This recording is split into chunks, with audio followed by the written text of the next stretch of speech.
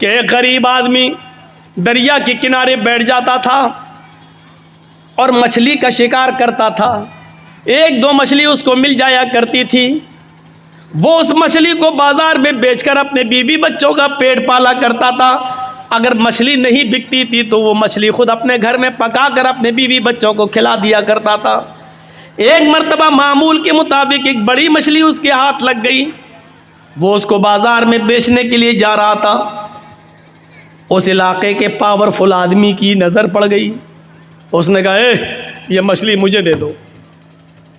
उसने कहा, साहब ले लो, लेकिन इसकी कीमत मुझे दे दो। वो जालिम आदमी पावरफुल था, कहता है मुझसे पैसे मांग रहा है। उसने कहा, मेरे भाई, यही मेरा जरिए माश है। अगर आपने मुझे पैसे नहीं दिए, इसकी कीमत नहीं दी, तो मेरे बीवी बच्चे भूखे मर जाएंगे। बड़ी मेहनत के बाद ये मछली मेरे हाथ लगी है, मेरे बीवी बच्चों के पेट पे लात मत मार। उसने कहा, चुप। मछली उससे छीनी और जाने लगा। मछली उससे छीनी और जाने लगा। ये आदमी भी जानता था कि मछली मेरी बड़ी मेहनत की कमाई है। अगर ये मछली ले गया तो दूसरी मछली इतनी जल्दी मेरे हाथ नहीं लगेगी। शाम हो चुकी है, मेरे बीवी बच्चे क्या खाएंगे? या तो कीमत इसकी मिल जाए या मछली ही हम काट के बना के अपने घर में बीवी बच्चों को खिला लें। ये उसको पकड़ता है, मेरे भाई मछली मुझे दे दे या कीमत दे दे। उसने उसका हाथ झटक दिया, हट चल, और फिर आगे बढ़ा। इसने मछली पकड़ ली। मेरे भाई या तो मछली दे दे या उसकी कीमत। उसने फिर झटका, इसने उसका हाथ पकड़ लिया। अल्लाह के बंदे, एक गरीब आदमी के ऊपर रहम कर। उसने हाथ पकड़ा, ये उसका हाथ छुड़ाने लगा। इसने उसके हाथ को मुंह में रख लिया। मछली वाले ने, गरीब आदमी ने मुंह में रख लिया ऐसे, और उसके अंगूठे में काट लिया ऐसे। हल्का सा काटा, ऐसे काटा, लेकिन ये ताकतवर आदमी था जो छीन रहा था। उसने एक लात मारी और छीन ली और मछली लेके चला गया। ये आदमी अपने घर आया, अपने दोस्तों को बुलाया, पार्टी करता है, मछली काटी जाती है और पार्टी की जाती है। यार दोस्तों ने मिलकर मछली खाई। रात में जब बिस्तर पे सोने के लिए जाता है, सुनो आए लोगों, तुमसे मोहब्बत का एक रिश्ता रहा है लाल बथानी वालों, गौर से सुनो। रात में जब बिस्तर पे सोने के लिए जाता है तो इसके अंगूठे में दर्द शुरू होता है। इसने कपड़ा अपना लपेटा, लेकिन दर्द में इजाफा होता चला गया। पूरी रात करवटों से गुजरती गई, इसको नींद नहीं आई। लेकिन रात की तारीकी में जाए तो कहाँ जाए? कभी अपनी बीवी से कहता, कभी खुद उसको अंगूठे को पकड़ता, दर्द से कराहता कराता परेशान हो जाता है। फजर की नमाज का इंतजार करता है। फजर की अजान की आवाज धीरे धीरे रात कट जाती है, फजर हो जाती है। मस्जिद के अंदर जाता है, नमाज पढ़ता है। जो हकीम तबीब मस्जिद में नमाज पढ़ने आते हैं, ये उसके पास जाता है। उन्होंने अपने घर ले गए और ले जाने के बाद उसके अंगूठे को देखा। उस जमाने में कुछ लेप वेप लगाया जाता था, लेप वेप लगाया गया, लेकिन दर्द में इजाफा ही होता गया। 4-5 दिन ऐसे ही गुजर जाते हैं, दर्द में कमी नहीं होती। इसने अंगूठा फिर दोबारा दिखाया, अपने उससे भी बड़े तबीब को दिखाया। उसने कहा, ये अंगूठा में इन्फेक्शन फैल गया है, जहर फैल रहा है, ये अंगूठा तुम्हारा सड़ चुका है, इस अंगूठे को यहाँ से काट दो। अगर तुमने इस अंगूठे को नहीं कटाया तो ये जहर तुम्हारे पूरे हाथ में फैल जाएगा। कोई रास्ता नहीं था। 5-6-10 दिन के अंदर अंदर ये तैयार हो जाता है कि चलो अंगूठा ही कटवा दो, कम से कम हाथ तो बच जाएगा। फिर उसने उस अंगूठे को कटवा दिया। 1 महीना 2 महीना कट गया, लेकिन उसका कुछ अंसुर बाकी रह गया था। उसने धीरे धीरे धीरे धीरे पूरे पंजे को खराब कर दिया। फिर दर्द बढ़ने लगा। 3-4 महीने के अंदर अंदर पूरा का पूरा हाथ का पंजा सड़ गया। हकीम को दिखाता, तबीब को दिखाता है। तबीब ने कहा, ऑपरेशन में कुछ कमी रह गई होगी, इसलिए थोड़ा सा कुछ उनसुर बाकी रह गया, तुम्हारा पूरा का पूरा हाथ, ये पंजा सड़ गया है, देखो पूरा हाथ खराब हो जाएगा। इलाज इसका एक ही है कि तुम पूरा का पूरा हाथ का पंजा कटवा दो। पूरा हाथ का पंजा कटवा दिया गया। 3-4 महीने फिर कट जाते हैं, लेकिन थोड़ा सा उनसुर फिर बाकी रह जाता है, वो पूरा पूरा धीरे धीरे कलाई तक फैल जाता है। तबीब ने कहा ये कलाई कटवा दो, नहीं तो पूरा बाजू काटना पड़ेगा। कलाई कट जाती है, 3-4 महीने के बाद ये बाजू तक जहर फैल जाता है। तबीब ने कहा पूरा का पूरा बाजू कटेगा, नहीं तो ये जहर पूरे जिस्म के अंदर फैल जाएगा। एक बड़ा हकीम कहने लगा मैं बार बार तुम्हारा इलाज तो बिल्कुल ठीक कर रहा हूं, लेकिन पता नहीं ये जहर तुम्हारे जिस्म में ऊपर तक कैसे चला जाता है। अच्छा मुझे इस बीमारी की शुरुआत बताओ कैसे होती है। अब हकीम ने कहा मुझे इस बीमारी की शुरुआत बताओ कहाँ से हुई। उसने कहा तकरीबन 1 साल 1.5 साल पहले का वाकया है। मैंने एक गरीब आदमी से एक मछली छीनी थी, यहाँ से मेरी शुरुआत होती है। उस गरीब आदमी ने कहा कि मेरे बीवी बच्चे क्या खाएंगे, या तो इसकी कीमत दे दे या मछली दे दे, लेकिन मैं पावरफुल आदमी था। उसने हिम्मत कैसे की, लेकिन मछली जब छीन रहा था मैं उससे लेके आया तो उसने मेरा हाथ पकड़ के मुंह में रख लिया। उसने मेरा हाथ काटा। उसने सोचा था कि हाथ काटेंगे तो दर्द की वजह से ये मछली छोड़ देगा, मैं उठा लूंगा, लेकिन मैंने एक लात मारी उसको, उसने मेरे अंगूठे में काट लिया। यहाँ से शुरुआत हुई दर्द की। उस हकीम ने कहा सॉरी ये बाजू तो यहाँ से कटवा ही दो, लेकिन बाजू काटने के बाद भी अब ये जहर तुम्हारे पूरे जिस्म के अंदर फैलेगा। अब तुम्हारे बचने का कोई रास्ता नहीं है। अगर तुम अपनी ज़िंदगी चाहते हो, खैर चाहते हो, तो उस गरीब आदमी को ढूंढ लो और तलाश कर लो और उससे जाकर अपनी गलती की माफ़ी मांग लो। अगर उसने तुम्हें माफ़ कर दिया तो तुम्हारी बीमारी यहीं पर रुक जाएगी, और अगर माफ़ नहीं किया तो ये जहर अब बाजू कटने के बाद, हाथ कटने के बाद दूसरी जगह फैलेगा, सीने तक फैलेगा, पैरों तक फैलेगा, और एक दिन आएगा कि पूरा का पूरे जिस्म में जहर फैल जाएगा।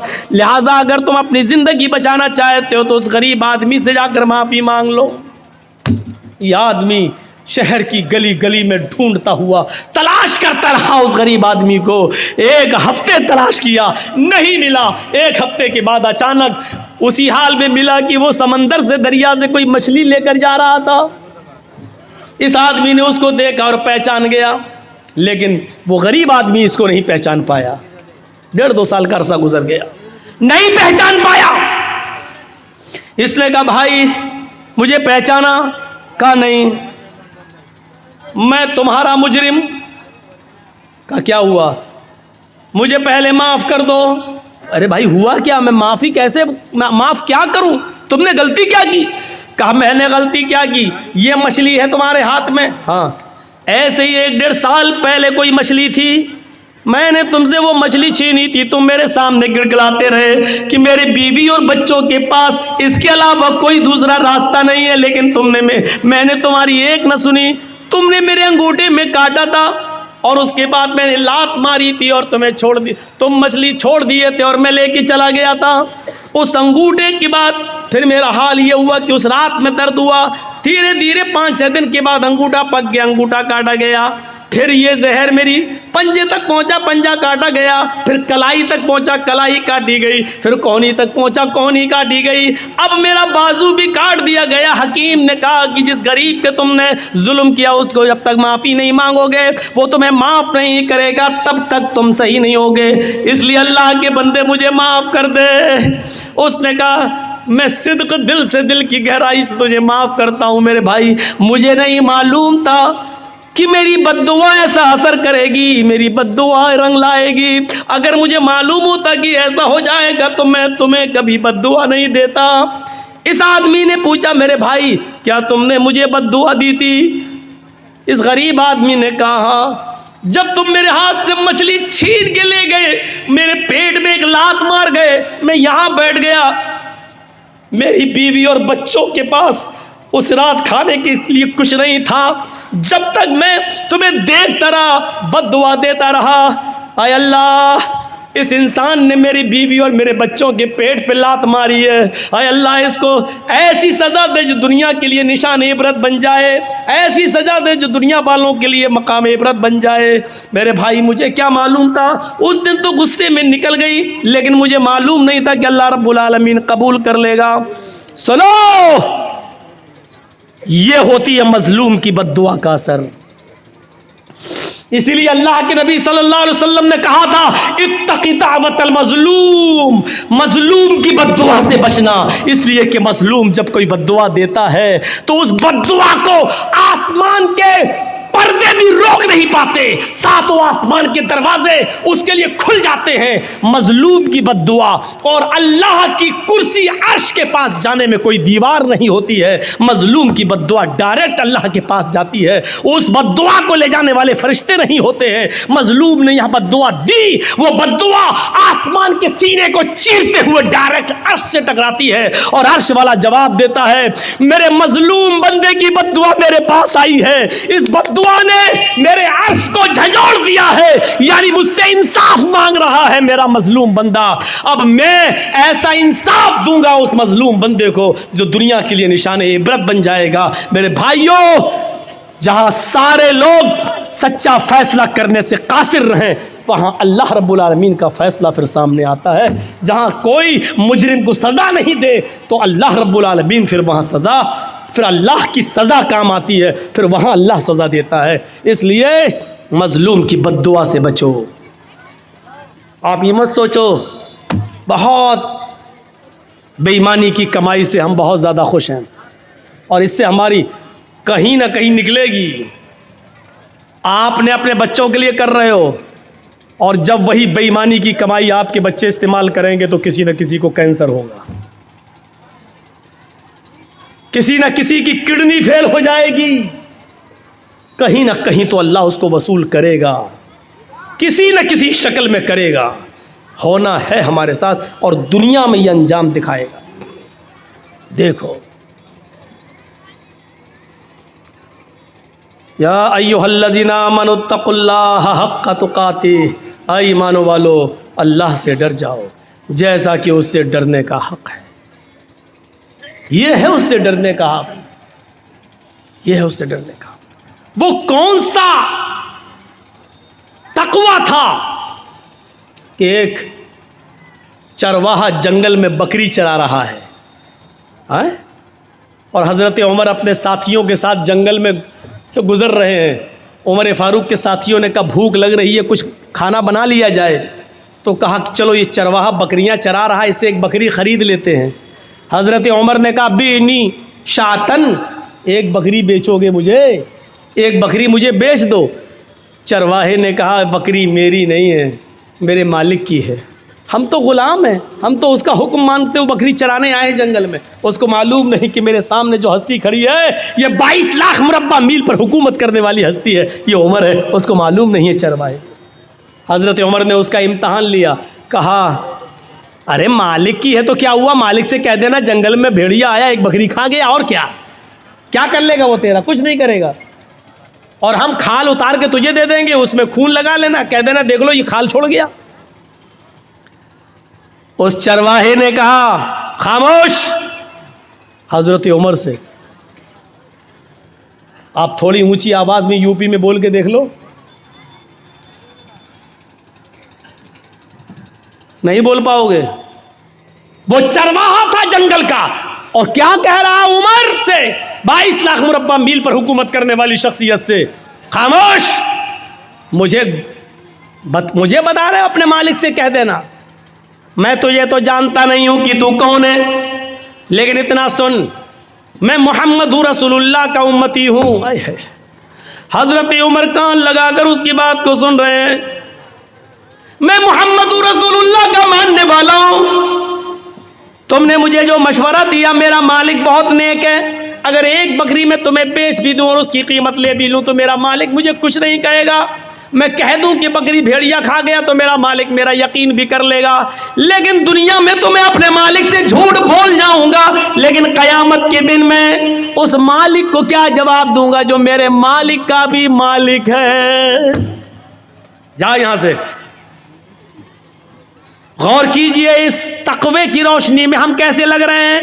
लाल बथानी के लोगों, ईमानदारी के साथ बताना, इस चरवाहे के तकवे की रोशनी में हम कैसे लग रहे हैं। हम अपने गरीबान में बटन खोलकर जरा झांके तो हम कितने % मुसलमान नजर आ रहे हैं। इस वाक़े की रोशनी में जरा अपने ज़मीर को झंझोड़ कर देखें कि हम कहाँ खड़े हैं। हम अपने आप को मुसलमान कहलाने के लायक हैं भी या नहीं है। जरा गौर करके देखें, हम अपने ज़मीर से जरा पूछें, अपने ज़मीर से जरा सवाल करें, अपने दिल से जरा पूछें। मैं ये नहीं कह रहा हूँ हम मौलवी भी गुनाहगार हैं, हम लोग भी गुनाहगार हैं। मौलवी भी इंसान होता है, फरिश्ता नहीं होता है। गलती आपकी नजरिए की है। आपने मौलवियों को फरिश्तों की नजर से देखना शुरू कर दिया है।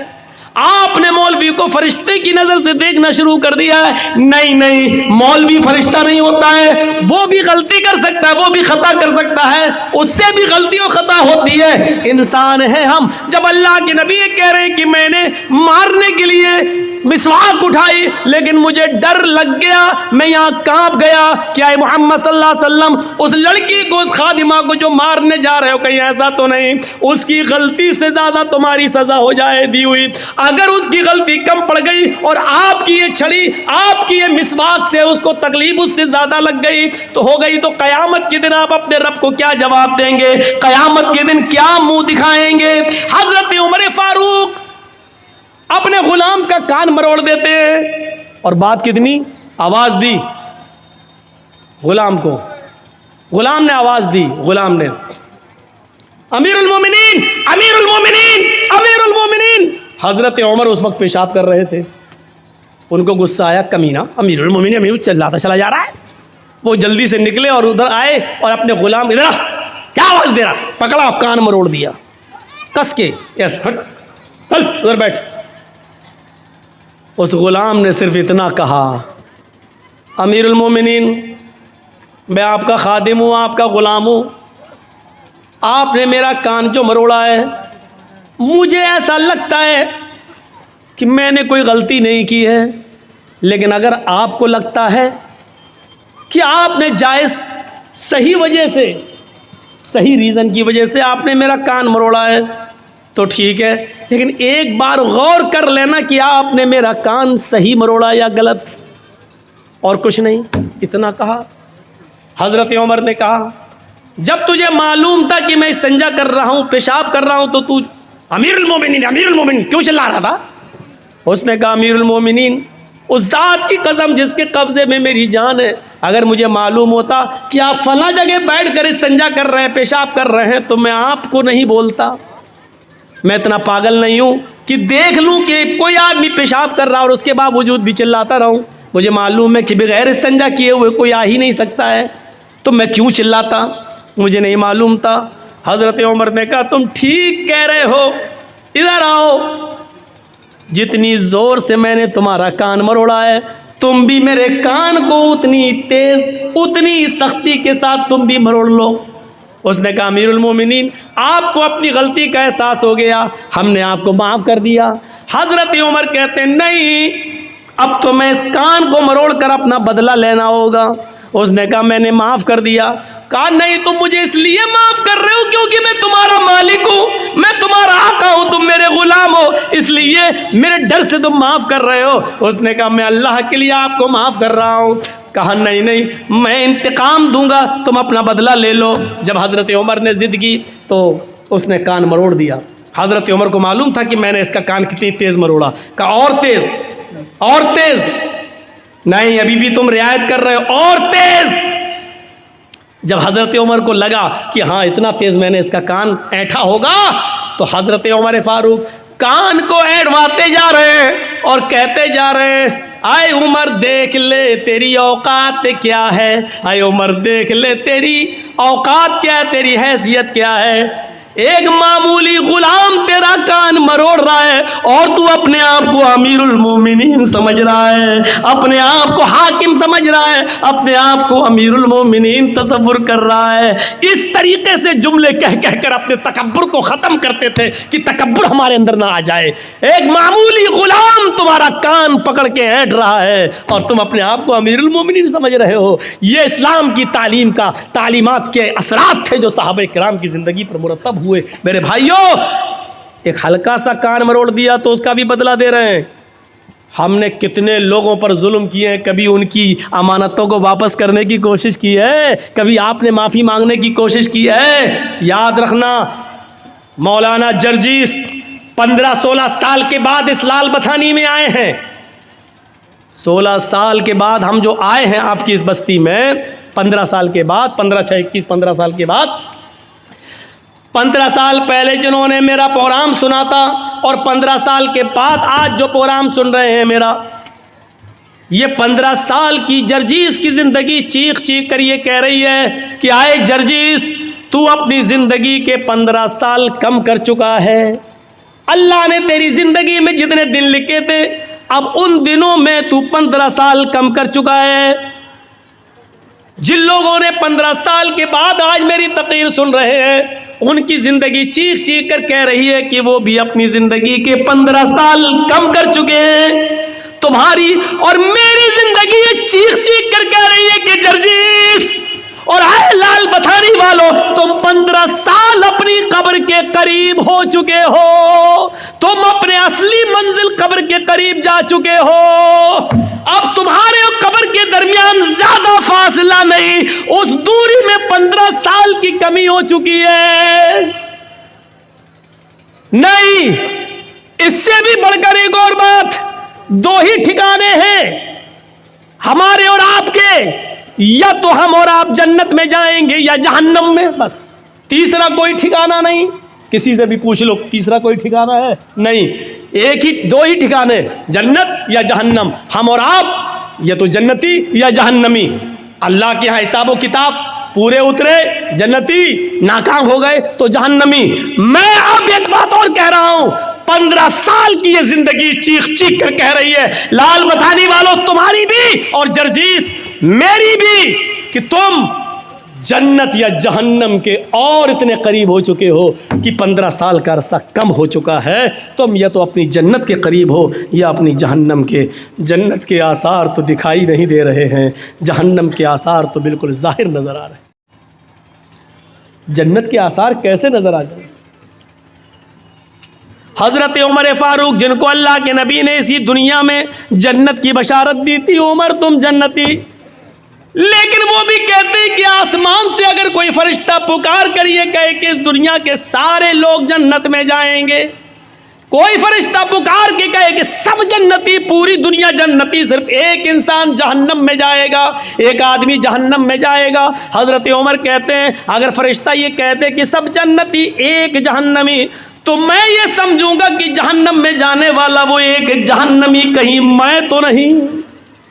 ये उमर फारूक का हाल है। फिर हम और आप कैसे सो जाते हैं अपने बिस्तर पर ये सोच कर कि हम तो जन्नत में जाएंगे, हम जन्नती हैं। हमने कैसे ये तसव्वुर कर लिया कि हम मरेंगे तो हम जन्नत के अंदर जाएंगे? ये तसव्वुर हमारे दिलो दिमाग में आ कैसे गया? और जब ये यकीन नहीं है कि हम जन्नत में जाएंगे या जहन्नम में, फिर हमें हंसी कैसे आ जाती है, हमारे चेहरे पे मुस्कुराहट कैसे आ जाती है? हम एक दूसरे से हंस और मजाक, हंसी का खेल कैसे खेल लेते हैं और मजाक कैसे कर लेते हैं? अल्लाह के नबी जब जहन्नम का दौरा करके आए, मेराज से वापस आए, जन्नत और जहन्नम देखकर आए, इस दुनिया में आए, तो फरमाते हैं लौ तअलमूना मा अअलम लज़हिबतुम कलीलन व लबगैतुम कसीरा। लोगों, मैंने जहन्नम के जो अज़ाब का मंजर देखा है, अगर मैं तुम्हें बता दूं, अगर तुम जान जाओ जहन्नम में क्या क्या अज़ाब है, जो मैं देख कर आया हूं, जो मैं जानता हूं जहन्नम के बारे में, अगर वो तुम्हें मालूम हो जाए, लज़हिबतुम कलीलन व लबगैतुम कसीरा, तो जिंदगी भर तुम रोते रोते गुजार दोगे, हंसना छोड़ दोगे, हंसना भूल जाओगे, और रोते रोते तुम्हारी जिंदगी गुजर जाएगी, हंसोगे कम और रोगे ज्यादा। ये सूरत हाल है हमारी। हमें नींद कैसे आ रही है, कैसे हम आराम से अपने बिस्तर पे सो जाते हैं, और कैसे हमारी हिम्मत हो जाती है एक दूसरे के ऊपर जुल्म करने की। इमाम कायनात फरमाते हैं अल्लाह के नबी ने कि तुम अपनी जिंदगी में एक जमाना ऐसा भी देखोगे कयामत से पहले, और ईमानदारी से बताना यह है कि नहीं, युस्बिहुर रजुलु मुमिनन वयुमसी काफिरन, वयुमसी मुमिनन वयुस्बिहु काफिरन यबीउ दीनहु बिइरज़िम मिनद दुनिया। अब सुनिए, तुम एक आदमी को देखोगे, आज ऐसा हो रहा है, अरे ये लोग जो जा रहे हैं, ये बड़े मियाँ को जाने तो जल्दी निकल ले, ये सब शुगर के मरीज़ हैं, बैठ जाएंगे पहले फिर डिस्टर्ब करेंगे उठने को। और अभी जिसको उठना उठ जाओ यार, बीच में उठते तो थोड़ा डिस्टर्ब होता है। हमें सुबह को देखोगे कि एक आदमी मोमिन होगा, उठेगा, वुजू बनाएगा, फजर की नमाज पढ़ने जाएगा, फजर की नमाज के बाद कुरान की तिलावत करेगा। युस्बिहुर रजुलु मुमिनन, तुम देखोगे कि एक आदमी सुबह ईमान की हालत में करेगा। ईमानदारी के साथ बताइएगा ये ज़माना है कि नहीं। आदमी सुबह सवेरे हालत ईमान में उठेगा, सुबह फजर में वुजू बनाएगा, नमाज पढ़ेगा, कुरान की तिलावत करेगा। युमसी काफिरन, लेकिन सूरज डूबने से पहले पहले, शाम होने से पहले पहले वो काफिर हो जाएगा। वयुमसी मोमिनन युस्बिहु काफिरन, शाम को मगरिब की नमाज पढ़ेगा, कुरान पढ़ेगा, ईशा की नमाज पढ़ेगा, ईमान की हालत में रात गुजारेगा, पूरी पूरी रात ईमान की हालत में गुजारेगा, दुआ पढ़ के सोएगा, लेकिन सुबह उठेगा तो वो काफिर होगा। क्यों? यबीउ दीनहु बिइरज़िम मिनद दुनिया, वो दुनिया के चंद सिक्के हासिल करने के लिए, दुनिया के चंद रुपयों के लिए, दुनिया के चंद टुकड़ों के लिए अपने दीन को बेच देगा। हमने कितने दाढ़ी वाले देखे हैं और जर्जिस हमने अपनी आंखों से देखे हैं। सुबह आदमी नमाज पढ़ा है, रोज़ा भी रखा है, हाँ नफली रोज़े से भी है, नमाज भी पढ़ा है, हाँ उसको कोई टिकट मिल गया है, सरपंच का टिकट मिल गया है, मुखिया का चुनाव लड़ रहा है, या चेयरमैनी का या एमएलए का टिकट उसको मिला है, मुसलमान है, नाम उसका मोहम्मद से शुरू हो रहा है, सब कुछ है, नमाज पढ़ता है, कुरान की तिलावत भी करता है, फजर में तो ऐसे उठा, लेकिन शाम होने से पहले पहले हमने देखा है कि वो गैर मुस्लिमों के वोट पाने के लिए अपने चेहरे पर टीका भी लगा लेता है, मंदिर में भी चला जाता है और मूर्ति के ऊपर वो फूल और माला भी चढ़ा लेता है। अल्लाह के नबी फरमाते हैं यबीउ दीनहु बिइरज़िम मिनद दुनिया, सुबह उठेगा तो मोमिन होगा, शाम होने से पहले पहले, सूरज डूबने से पहले पहले काफिर हो जाएगा। वो अपने दीन को दुनिया के चंद टुकड़ों में बेच देगा। देख लो, अपने इलाकों में देख लो, आसपास के एरियो में देख लो, ऐसा मंजर आप एक नहीं 50 जगह मिल जाएगा। और लोग क्या कह रहे हैं, साहब हिंदुस्तान में रहना तो क्या, हम क्या हिंदू नेता लोग क्या रमजान के महीने में टोपी नहीं लगाते हैं? तो आप क्या चाहते हैं कि वो कर रहे हैं तो हम भी वही करें? हमारा मुल्क, हमारा देश और हमारे मुल्क का कानून अपने मज़हब पर अमल करने की हमें पूरी इजाज़त देता है। हाँ, दूसरों के मज़हब से हमें नफरत नहीं होनी चाहिए, लेकिन आप इस हद तक गिर जाएं कि हालत ईमान में उठें और शाम होते होते आप उसी रंग में रंग जाएं। सूरत हाल आप देख रहे हैं। ज़रा Mumbai high court, Maharashtra high court और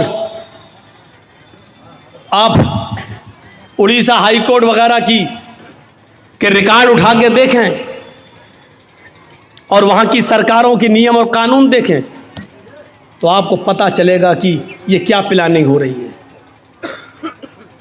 महाराष्ट्र गवर्नमेंट ने ये कानून पास कर दिया है कि जितने भी कॉलेजेस और यूनिवर्सिटीज़ हैं, मेडिकल वगैरह हैं, उनमें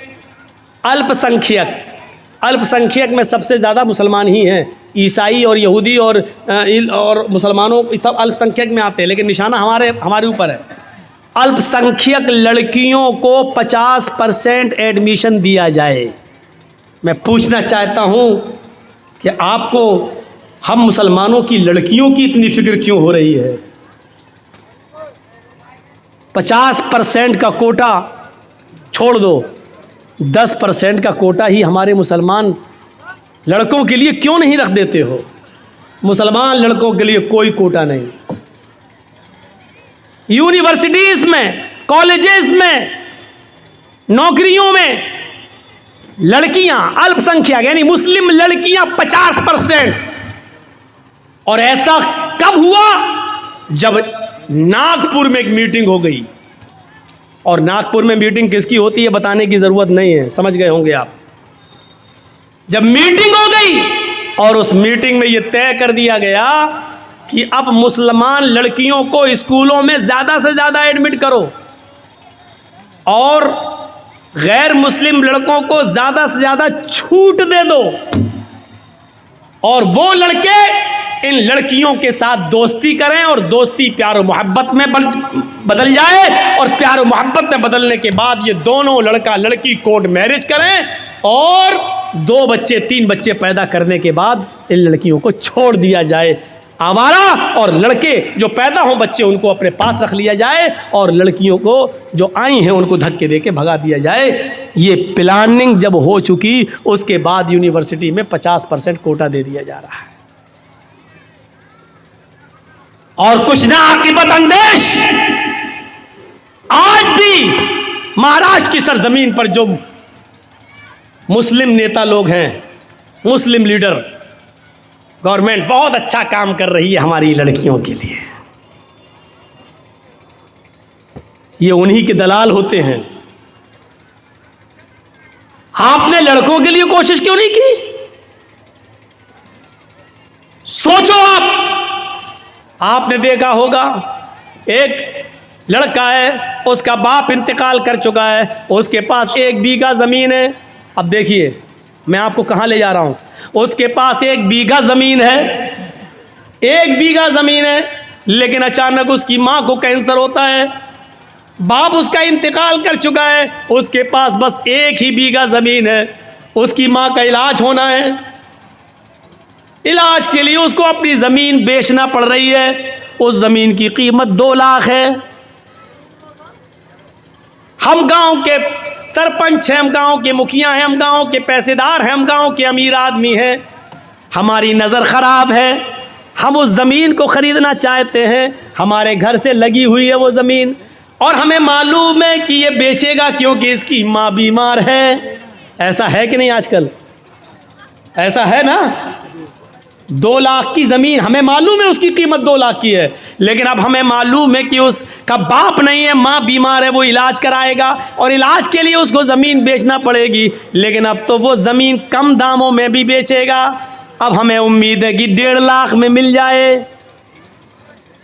वो आदमी आता कहता कि भाई आपके घर से लगी हुई है, मेरी ज़मीन है, मैं इसको बेचना चाहता हूँ। आपने कहा नहीं आया, मुझे ज़रूरत नहीं है साहब, मेरी माँ की तबीयत ख़राब है, मैं उसके इलाज के लिए टाटा हॉस्पिटल जाऊँगा, बम्बई, मैं पटना में जा रहा हूँ, मैं इसका इलाज कराना चाहता हूँ, मेरी ज़मीन की कीमत 2 लाख रुपए, तुम ले लो। ये आदमी कहता है नहीं साहब, मुझे ज़रूरत ही नहीं है, और अगर तुम्हें देना ही है तो 1.5 लाख की दे दो, 1 लाख की दे दो।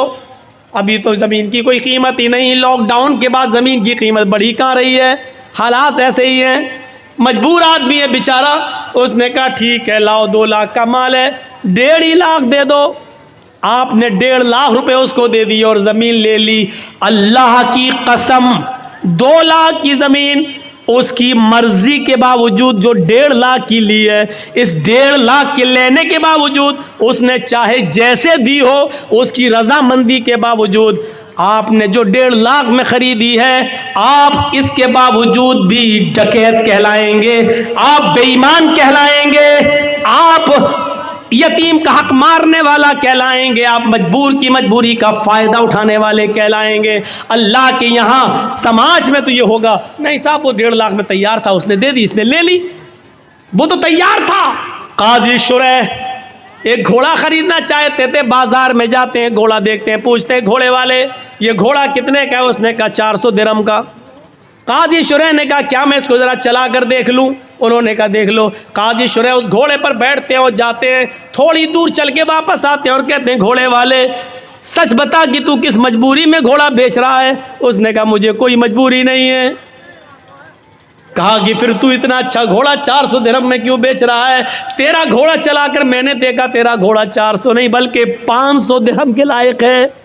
उसने कहा काजी साहब, आप काजी हैं, हजरत अली ने आपको जज बनाया है, मेरे कीमत 400 मांगी है, अगर आपको 500 दिरहम का लगता है तो 500 दे दीजिए, वरना मेरी तरफ से खुशी से 400 हैं, अगर आप 500 देना चाहें तो मुझे क्या एतराज़ होगा।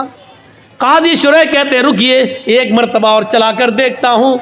उस घोड़े को उन्होंने दोबारा चलाया और आकर कहते हैं आए अल्लाह के बंदे, सच सच बता तुझे क्या मजबूरी है? उसने कहा मुझे कोई मजबूरी नहीं है। उसने कहा मुझे कोई मजबूरी नहीं है। कहा फिर तू इतना अच्छा घोड़ा 500 दिरहम में क्यों दे रहा है? उसने कहा 500 में नहीं 400 में दे रहा हूँ, आप 500 देना चाहें तो ठीक है। कहा नहीं, ये 500 से भी ऊपर बल्कि 600 दिरहम का घोड़ा है तेरा। उसने कहा काजी साहब मुझे शर्मिंदा मत कीजिए, मेरी तरफ से 400 है, आप मजीद अगर और देना चाहें तो मेरे कुछ काम आ जाएगा, वरना मेरी तरफ से कीमत 400 है।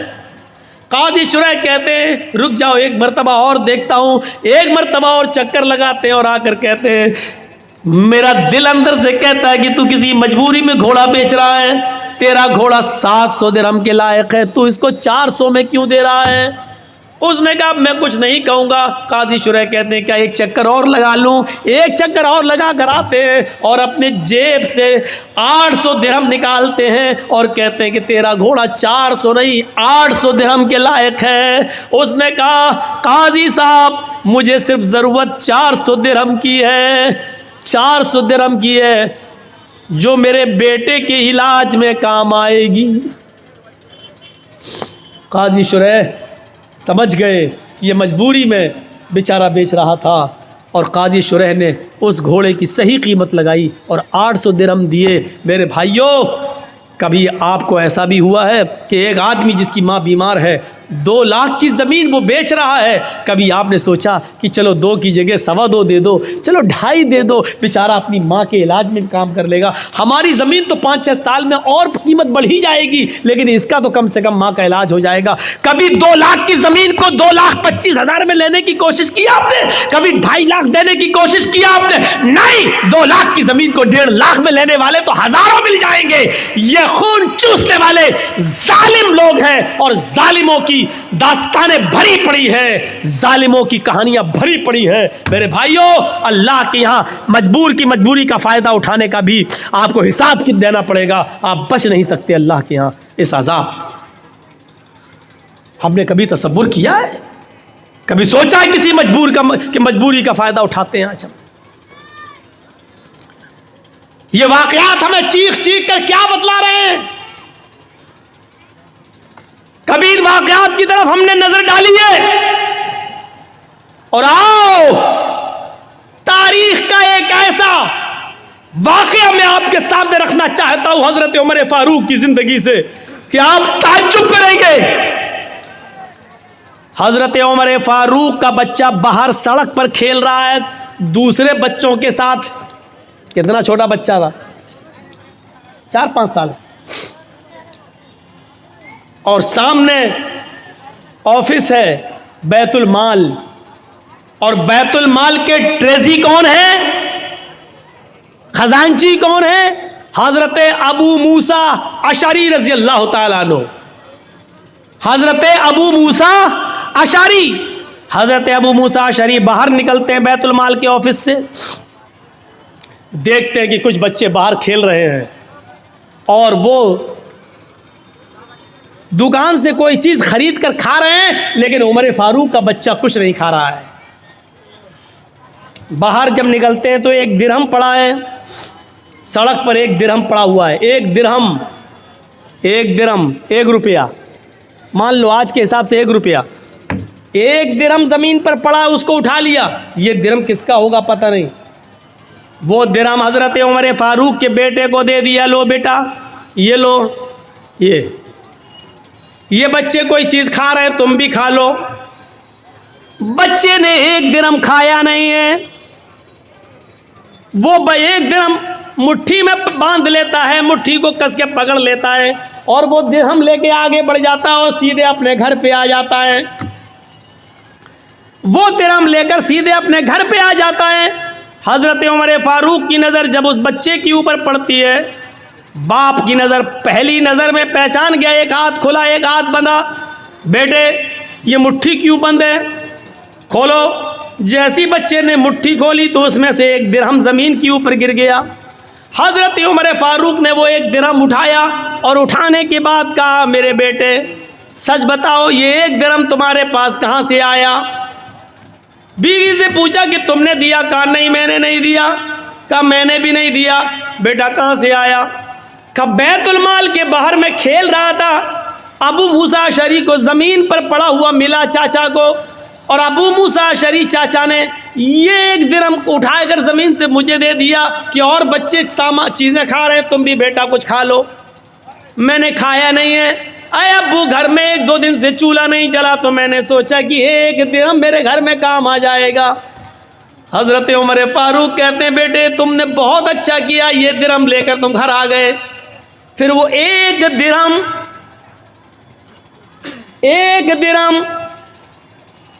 10-20 बीघे जमीन पर नाजायज कब्जा करने वालों, भू माफिया बनने वालों,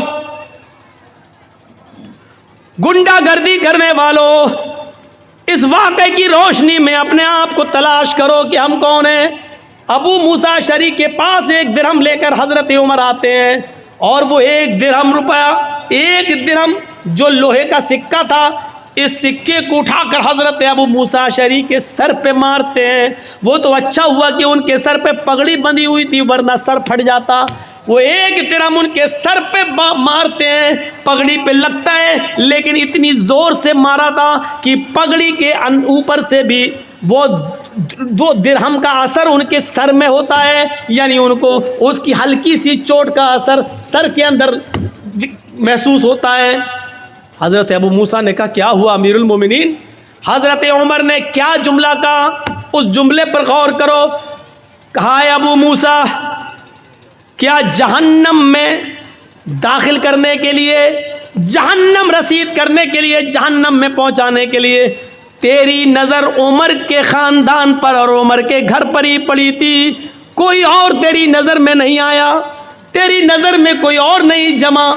क्या जहन्नम पहुंचाने के लिए तेरी नज़र उमर के घर पर ही पड़ी थी? एक दिरहम, और एक दिरहम के बारे में क्या कह रहे हैं? क्या जहन्नम भेजने के लिए तेरी नज़र मेरे ही घर पे पड़ी थी, कोई और नहीं मिला पूरे अरब के अंदर तुझे? कहा क्या हुआ? ये एक दिरहम का ज़मीन पर पड़ा था, सारे बच्चे खा रहे थे, आपका बच्चा मुंह तक रहा था, मैंने एक दिरहम आपके बच्चे को दे दिया, वो कुछ खा ले।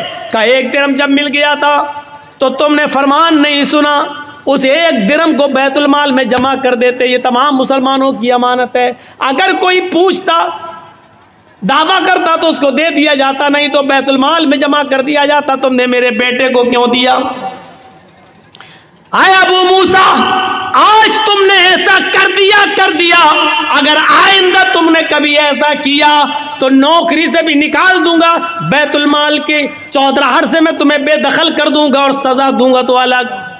क्या समझ रखा है तुमने? क्या हम इस वाक़े की रोशनी में कैसे लगते हैं? हमने तो कितने नाजायज़ लोगों को दबाया होगा और कितनों की बेईमानी की होगी, ज़मीन जायदाद ये वो सब। एक वाक़े की तरफ और आइए और उससे आप अंदाज़ा लगा सकते हैं। उमर इब्न अब्दुल अज़ीज़ का दौर है, उमर इब्न अब्दुल अज़ीज़ का दौर है और सुबह ईद होने वाली है, चांद हो चुका है, चांद हो चुका है, सुबह ईद होने वाली है। उमर इब्न अब्दुल अज़ीज़ की बीवी कहती है, देखो आपके पास भी कपड़े नहीं है पहनने को, मेरे पास भी नहीं है, हम और आप तो पुराने कपड़े पहन लेंगे, लेकिन बच्चा नए कपड़े की जिद कर रहा है, बच्चे के लिए तो नया कपड़ा होना चाहिए, पड़ोस के बच्चे नए कपड़ा पहनेंगे और अमीरुल मोमिनीन का बेटा पुराने कपड़े। कहा मेरी बीवी, बैतुल माल से मुझे इतनी तनख्वाह नहीं मिलती कि मैं उससे अपने बच्चे को नया कपड़ा पहना सकूं। बीवी ने कहा, अमीरुल मोमिनीन ने 1 महीने की तनख्वाह एडवांस ले लीजिए, अगले महीने मत लीजिएगा। कहा बीवी मशवरा अच्छा दे रही हो।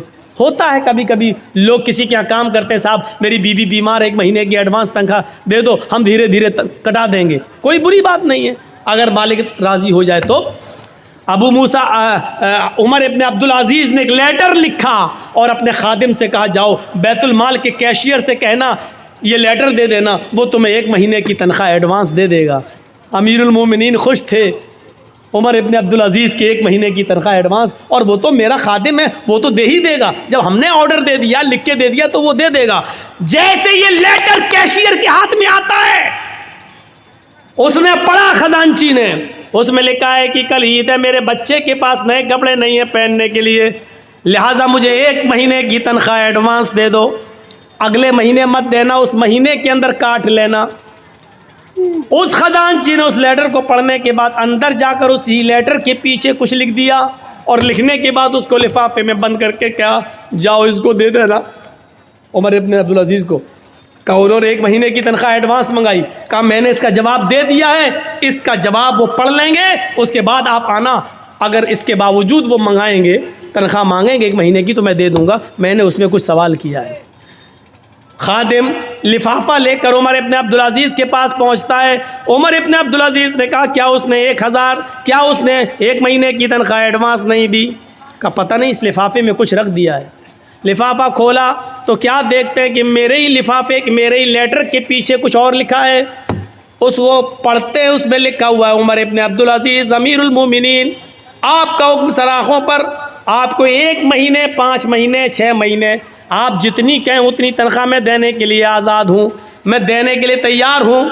अमीरुल मोमिनीन, आपने लिखा है कि मेरे बच्चे के पास नए कपड़े नहीं हैं पहनने के लिए, इसलिए मुझे 1 महीने की तनख्वाह एडवांस दे दो, अगले महीने काट लेना।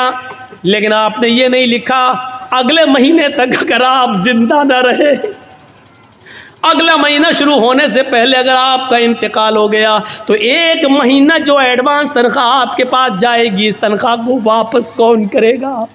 उसका ज़मानती कौन है? उस तनख्वाह को बैतुल माल में जमा कौन करेगा?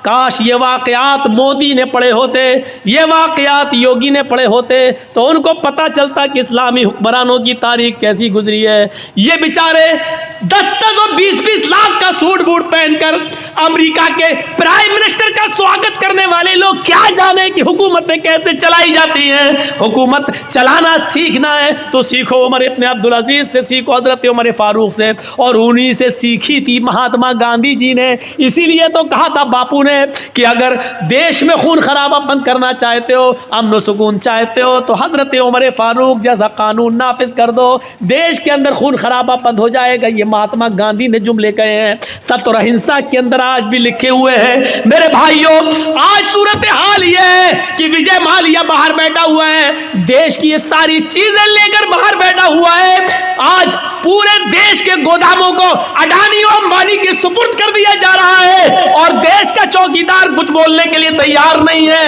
हजारों करोड़ की अफीम और गांजा और चर्स बंबई के एयरपोर्ट, बंबई के पोर्ट पर समंदर के ऊपर पकड़ी जा रही है, लेकिन मेरे भाइयों, उसके मंगाने वाले को, उसके मालिक के को आज तक पूछने के लिए भी नहीं बुलाया जा रहा है। आज इस तरीके से हुकूमतें चल रही हैं।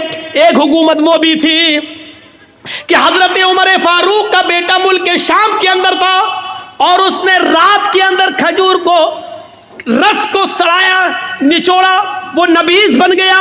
सुबह होते होते उसके अंदर नशा आ गया, उसको मालूम नहीं था, और उसने नबीज पी ली। उमर फारूक के बेटे ने नबीज पी ली, शराब की एक किस्म है, उसको मालूम नहीं था कि ये सड़ चुकी है और इसमें नशा आ गया है। जब वो पी लिया तो उसमें नशा आ गया। मुल्क शाम के गवर्नर को पता चला तो हजरत उमर फारूक के बेटे को बुलाया और 40 कोड़े लगवा दिए मुल्क शाम के अंदर।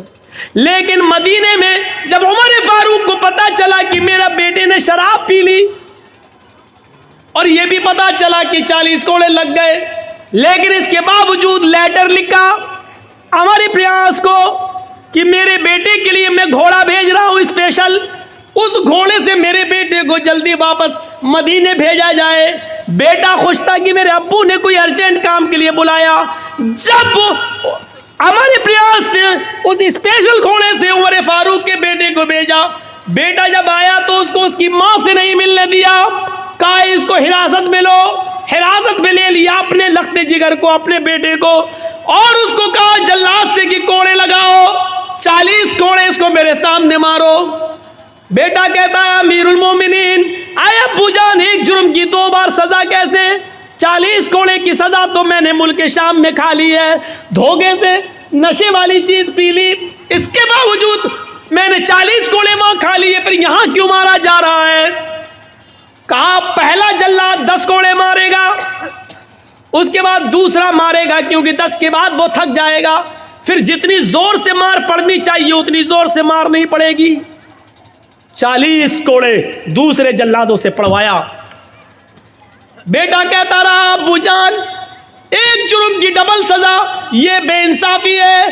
हजरत उमर कहते रहे बेटे मुझे अमर इब्न आस पर भरोसा नहीं है, का अल्लाह की कसम उन्होंने कोड़े मारे लगवाए, हाँ मैं जानता हूं कोड़े लगवाए, लेकिन मेरा दिल कहता है कि अमर इब्न आस ने रियायत बरती होगी, जितनी जोर से कोड़े मारना चाहिए उतनी जोर से नहीं पड़े होंगे, इसलिए कि आप अमीरुल मोमिनीन के बेटे हैं, उमर फारूक के बेटे हैं, ये सोचकर जल्लादों ने हल्के हल्के कोड़े मारे होंगे। आज असली कोड़े अब पड़ेंगे तुम्हारे ऊपर। जब अपनों को सजा देने का रवाज था तो जराइम बंद थे, जब अपनों को बचाया जाता है तो जराइम का अंबार लगता है और जराइम पैदा होते हैं। सीखो, हुकूमत ऐसे चलती हैं। आए उमर इब्न अब्दुल अजीज, आपको अगर 1 महीने की तनख्वाह दे दूं एडवांस, अगले महीने अगर आप जिंदा नहीं रहे, इंतकाल हो गया, तो 1 महीने की ये तनख्वाह वापस कौन करेगा? हजरत उमर इब्न अब्दुल अजीज रोने लगे और अपनी बीवी से कहने लगे, बीवी, जिस अमीरुल मोमिनीन का कैशियर इतना ज्यादा अमानतदार हो, इतना ज्यादा अल्लाह से डरने वाला हो कि वो अपने अमीर को भी, अपने हाकिम को भी सवाल कर रहा हो, तो मुझे उम्मीद है कि इंशाअल्लाह 1 दिरहम की बेईमानी नहीं होगी। मेरा बच्चा कल पुराने कपड़े ही पहनेगा। 1 महीने की तनख्वाह में एडवांस नहीं लेंगे, क्योंकि हमें ये मालूम नहीं है कि अगले महीने हम जिंदा रहेंगे भी या नहीं रहेंगे। मेरे भाइयों, ये वाक़यात हमें झंझोड़ देते हैं, ये वाक़यात हमें झंझोड़ देते हैं अंदर से। वो कौन सा मंजर था? यही उमर इब्न अब्दुल अजीज थे, जिनकी बीवी हामिला थी, पेट में बच्चा था, और आप जानते हैं डॉक्टर कहते हैं कि जिसके पेट में बच्चा हो उस औरत को खाते पीते रहना चाहिए, क्योंकि माँ जो खाएगी वही बच्चे को बनेगा। लेकिन यहाँ 4 दिन से माँ को कुछ नहीं मिला। डर हो गया कि ये बच्चा कहीं मर न जाए पेट में, माँ खाएगी तो बच्चे को लगेगा, जब माँ ही भूखी है तो बच्चा तो वैसे ही मर जाएगा। उमर इब्न अब्दुल अजीज की बीवी कहती हैं अपनी खादिमा से, खादिमा, तुम्हारे मालिक तो मुझे कुछ देंगे नहीं, ऐसा करो बैतुल माल से में चली जाओ, और सुनो ये वाक़या झंझोड़ देगा। बैतुल माल में चली जाओ, 1 प्याला दूध वहाँ के खजानची से, कैशियर से ले आओ, देखो अगर मैंने दूध नहीं पिया, कुछ खाया नहीं, तो पेट का बच्चा मर जाएगा जो अमानत है। रात की तारीकी में खादिमा निकलती है और बैतुल माल के कैशियर से कहती है, बैतुल माल के खजानची से कहती है कि 1 प्याला दूध दे दो। हमारी मालिकन उमर इब्न अब्दुल अजीज़ की बीवी को हमल है, पेट में बच्चा, 4 दिन से कुछ नहीं खाया, बच्चा कहीं भूख की वजह से मर न जाए। बच्चा अगर मर गया तो ये बहुत बड़ी जिम्मेदारी होगी, 1 प्याला दूध दे दो। उसने जल्दी से सुना उमर इब्न अब्दुल अजीज़ की बीवी हैं और पेट में बच्चा है और 4 दिन से कुछ नहीं मिला, तो उसने सोचा बच्चा ना मर जाए, जल्दी से 1 प्याला दूध दे दिया, जाओ ले जाओ। रात का तकरीबन यही टाइम होगा, 2:30। उमर इब्न अब्दुल अजीज़ उठ चुके थे, कुएं के पास बैठकर वज़ू बना रहे थे। उन्होंने दरवाज़ा खुलते हुए देखा। थोड़ी देर के बाद देखते हैं कि एक औरत, हमारी खादिमा, चादर में कुछ छिपाए हुए चली आ रही है। उमर इब्न अब्दुल अजीज़ ने देखा कि वो मेरी बीवी के कमरे में चली गई। ये पीछे से कमरे में जाते हैं तो कहते हैं कि तुम कौन? कहा मैं आपकी खादिमा। क्या दे रही हो मेरी बीवी को? क्या देखते हैं कि मेरी बीवी के हाथ में दूध का प्याला है। उमर इब्न अब्दुल अजीज़ ने कहा, तुम्हें उस ज़ात की कसम जिसके कब्ज़े में हम तुम दोनों की जान है, जब तक मुझे हिसाब न दे दो कि ये दूध कहाँ से आया, मैं तुम्हें पीने की इजाज़त नहीं देता।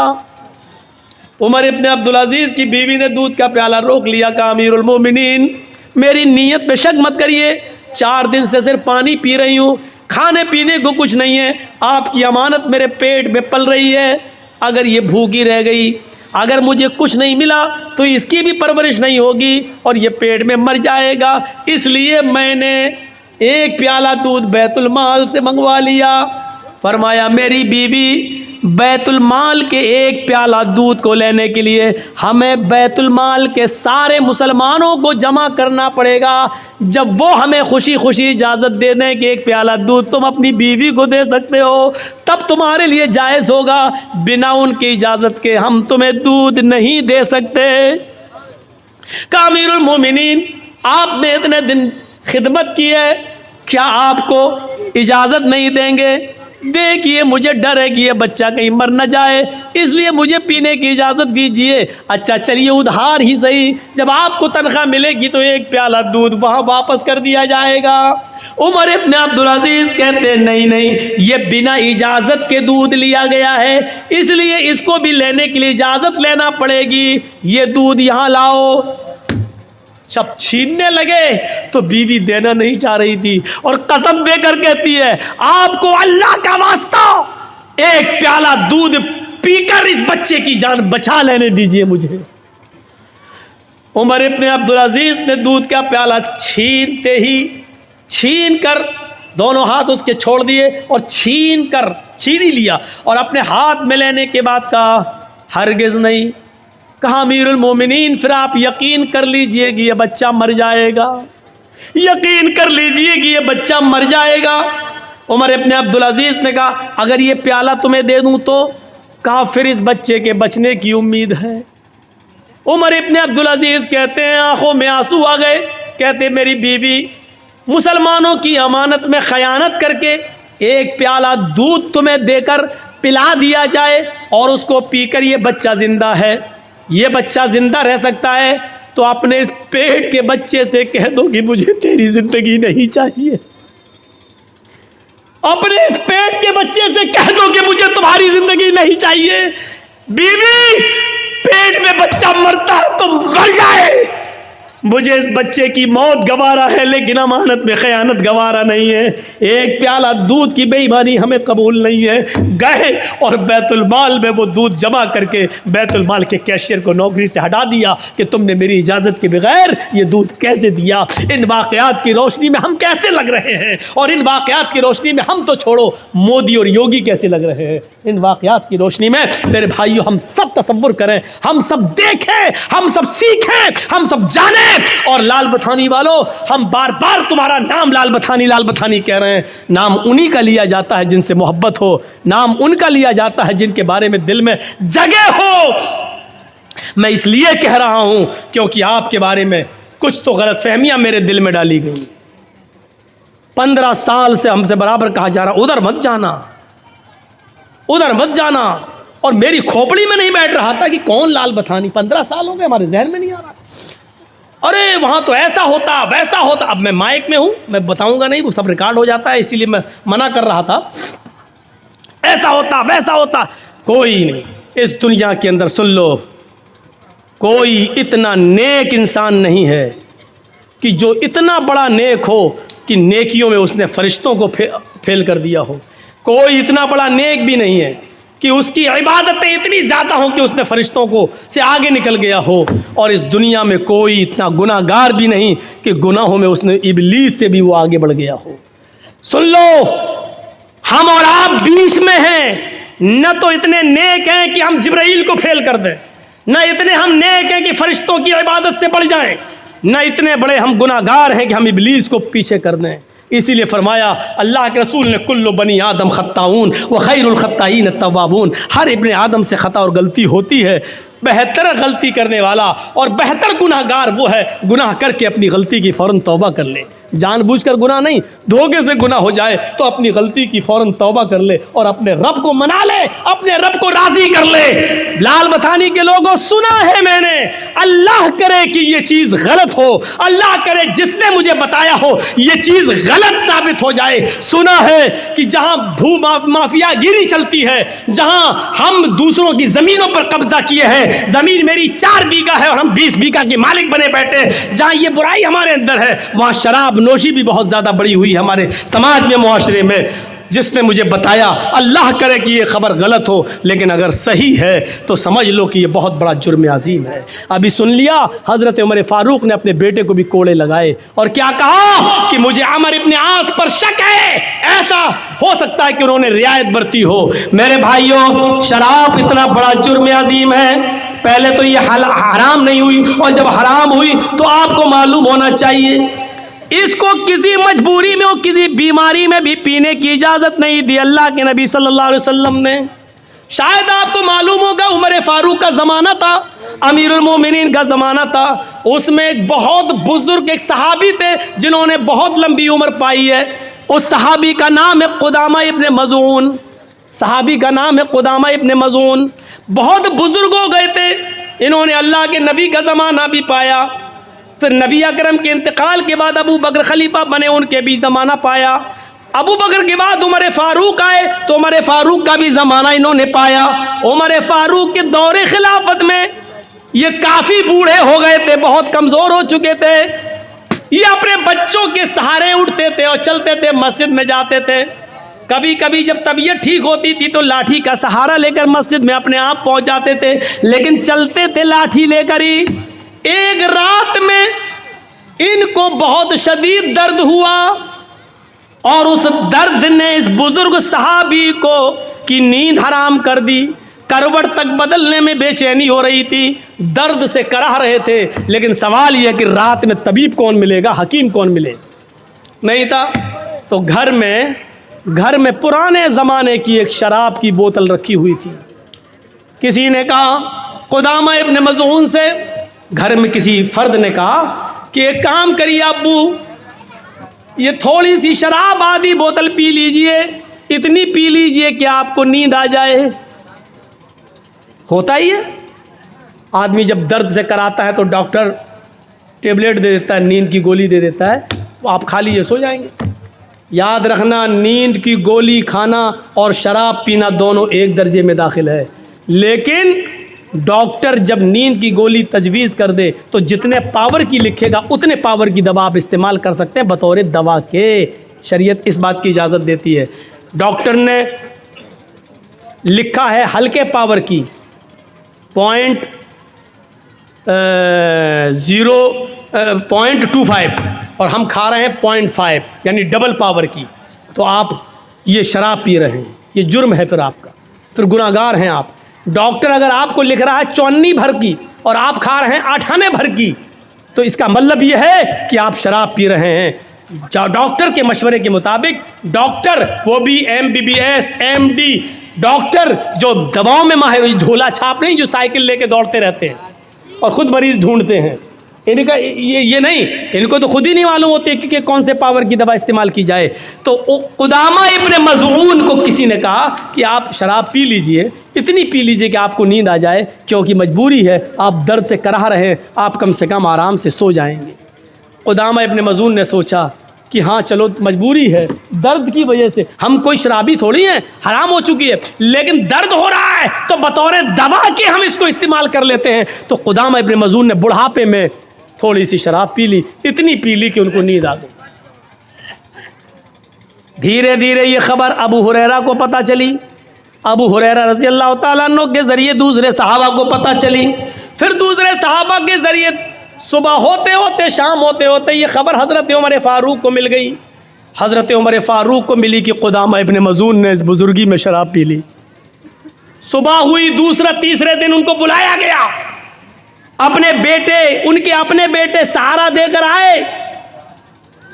क़ुदामा इब्न मज़ऊन उमर फ़ारूक के सामने खड़े हैं और देखिए, तुम तो तंदुरुस्ती में शराब पीते हो, क़ुदामा इब्न मज़ऊन बूढ़े हैं और बीमारी में शराब पी ली थी। हज़रत उमर फ़ारूक ने कहा है, क़ुदामा मैंने सुना है कि तुमने शराब पी है परसों।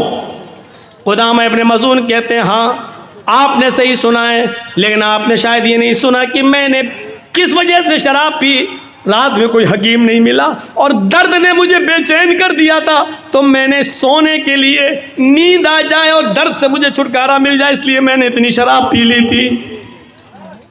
हज़रत उमर फ़ारूक ने एक मीटिंग बुलाई और कहा तुम लोग बहुत से साहबा अल्लाह के नबी के ज़माने में भी मौजूद थे, आज मुझे ये बताओ क्या अल्लाह के रसूल ने कभी किसी सहाबी को मजबूरी में भी, किसी बीमारी में भी शराब पीने की इजाज़त दी है? अगर एक वाक़या मुझे मिल जाए कि बीमारी में किसी को शराब पिलाई हो तो मैं कुदामा इब्न मज़ून को छोड़ दूंगा, लेकिन किसी भी सहाबी ने जवाब नहीं दिया। सब ने कहा कि मजबूरी में भी और बीमारी में भी अल्लाह के नबी ने किसी को शराब पीने की इजाज़त नहीं दी। कहा कुदामा तुम्हें सज़ा मिलेगी और 40 कोड़े तुम्हें पड़ेंगे।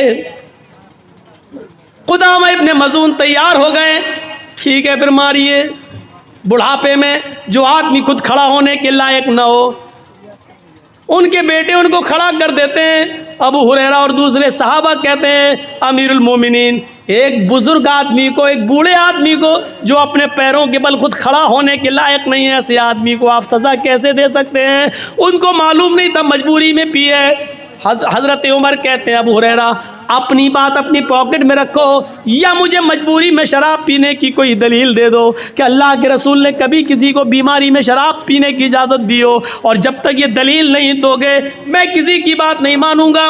तो फिर मीटिंग होती है और उस मीटिंग में ये होता है, आए अमीरुल मोमिनीन, सारे सहाबा कहते हैं अमीरुल मोमिनीन एक बात है, सज़ा मिलनी चाहिए इनको, चलो मैं भी कहता हूँ मारो, लेकिन अभी ये बीमार हैं, अभी चलने के लायक नहीं है, बिस्तर पर बैठकर नमाज पढ़ रहे हैं, दवा इनकी चल रही है, हफ्ता 10 दिन की इनको मोहलत दे दो, थोड़ी सी ताकत इनके अंदर आ जाए, जब ये अपने से लाठी लेकर चलने लगे तब इनको 40 कोड़े मार देना।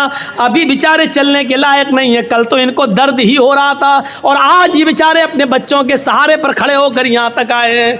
हज़रत उमर फारूक ने कहा सॉरी, मैं तुम्हारी इस पेशकश को भी नहीं मान सकता।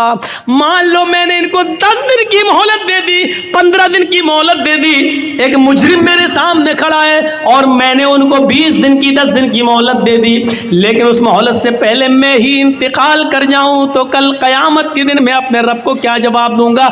जब मेरा रब कल मुझसे पूछेगा मुजरिम मिल गया था फिर तुमने सज़ा क्यों नहीं दी, उसकी सज़ा को मुलतवी क्यों कर दिया? ये सज़ा आज ही मिलेगी। और फिर हज़रत उमर फारूक ने 2 लोगों के सहारों पर हज़रत कुदामा इब्न मज़ून को खड़ा कर दिया और उसी बीमारी के अंदर उनको 40 कोड़े मारे गए। 40 कोड़े पड़ने के बाद कुदामा इब्न मज़ून की हड्डियां इतनी कमज़ोर हो गई कि फिर वो 1 साल, 1.5 साल, 2 साल जितने दिन जिंदा रहे, फिर वो लैट्रीन बिस्तरी पे किया करते थे, फिर वो खाना बिस्तर पे खाया करते थे, फिर वो पूरी ज़िंदगी बिस्तर से उठ नहीं सके और मस्जिद में नमाज पढ़ने नहीं जा सके। उनकी फिर पूरी ज़िंदगी की नमाज मस्जिद के अंदर ही, घर के अंदर बिस्तर पे हुई और उनके घर वालों ने उनको उसी बिस्तर पर लैट्रिन कराई है, फिर उसी बिस्तर पर उनका इंतकाल होता है। ये सब कुछ बर्दाश्त कर लिया, लेकिन हज़रत उमर फारूक ने उनकी सज़ा मुलतवी नहीं की। आप अंदाज़ा लगा सकते हैं, एक बूढ़े आदमी को भी सज़ा दी गई, 40 कोड़े मारे गए, जबकि उसने बीमारी में और मजबूरी में और दर्द की वजह से शराब पी, लेकिन कुदामा को भी सज़ा दी जाती है। मेरे भाइयों, फिर हम तो नौजवानी के आलम में शराब पी रहे हैं, हम कहाँ हैं, हमारी हैसियत क्या है? 3:05 हो चुके हैं मेरे भाइयों। कल का मेरा प्रोग्राम हैदराबाद, और हैदराबाद से बाई रोड फिर जाना है मुझे 200 किलोमीटर करनौल, डिस्ट्रिक्ट करनौल में, वहाँ मेरा प्रोग्राम है। बागडोरा भी मुझे जाना है, मेरी 10 बजे की फ़्लाइट है। मेरे भाइयों, इस सूरत में मैं आपके पास पहुँचा हूँ। अल्लाह से दुआ कीजिए कि बारे इलाह हमें जब तक ज़िंदा रख, तक़वे के साथ इस्लाम पर ज़िंदा रख, और जब हमारा ख़ात्मा हो तो ईमान पर हमारा ख़ात्मा फरमा।